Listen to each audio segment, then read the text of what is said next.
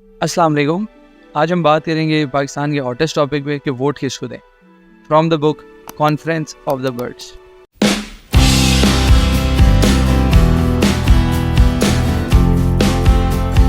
तो होता कुछ यूँ है कि सारे परिंदे इकट्ठे होते हैं और वो कहते हैं कि हम अपना एक लीडर चुनना चाहते हैं।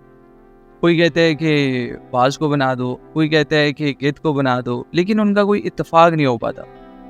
तो सारे लोग ये कहते हैं कि चलो फाख्ता के पास चलते हैं, उसके बाद नॉलेज बहुत है तो वो कोई अच्छा मशवरा देगी। फाख्ता कहती है कि तुम अपने लीडर में कौन सी खूबियाँ देखना चाहते हो। वो कहते हैं कि वो लीडर ईमानदार होना चाहिए, लीडिंग फ्रॉम द फ्रंट होना चाहिए। एक लंबी सी लिस्ट फाख्ता को पकड़ा देते हैं।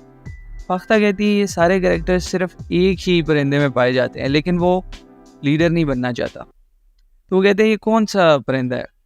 फाख्ता कहती है इसका नाम सी मुर्ग है और वो रहता है यहाँ से 7 वादियों दूर है, तो सफ़र करना पड़ेगा और उसको जाकर मनाना पड़ेगा।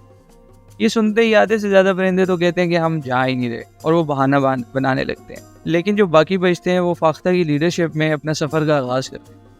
पहली वादी आती है तो मुश्किल होती है, तो बहुत सारे परिंदे या तो वहीं रुक जाते हैं या वापस आ जाते हैं।